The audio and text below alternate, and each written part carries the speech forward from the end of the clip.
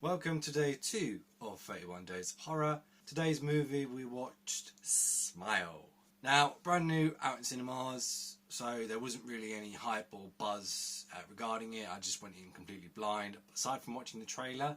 Before I actually get into talking about the movie though, I do actually want to talk about the cast for this movie because they absolutely knocked it out of the park.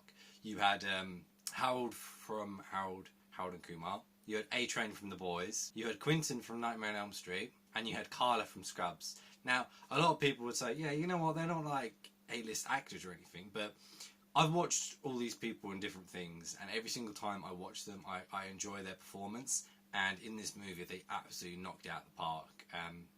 Especially Harold, like, he was the lead psychologist or warden for the psychiatric hospital, and he delivered every single time he was in a scene. He stole it. The scene was literally his, and he was awesome.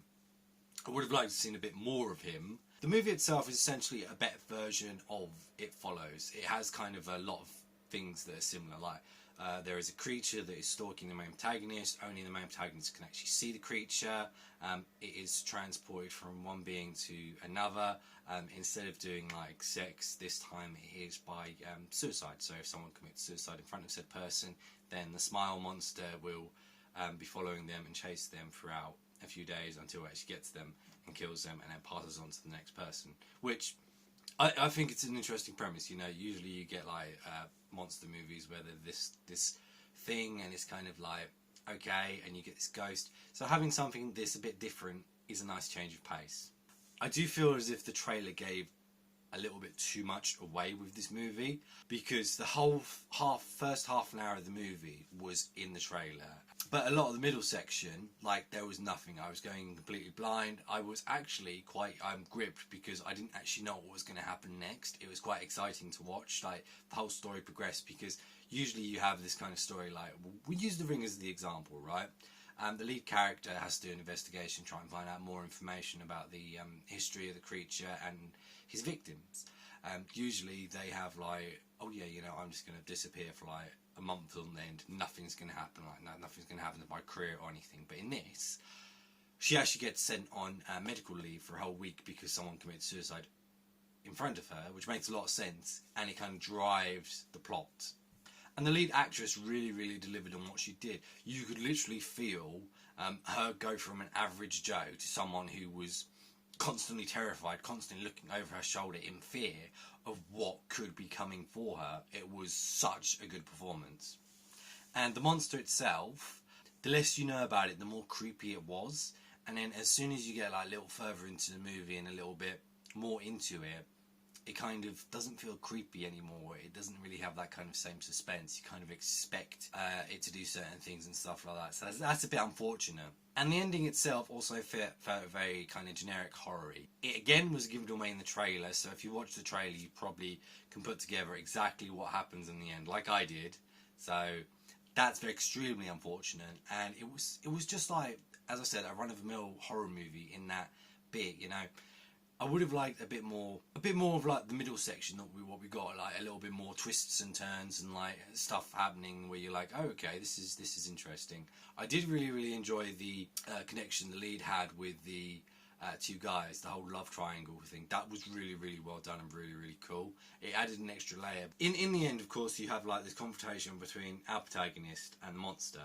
The monster chooses the protagonist's mother to kind of dig deep into that horror sensation that she was feeling since she was a child. Now, it would have worked really well if you kind of given her that kind of gross, kind of alcoholic, drug addicted bits that you actually get throughout the movie. But instead, she's actually looking extremely clean, like really nice. So I couldn't tell it was the actual mother because she looks so different.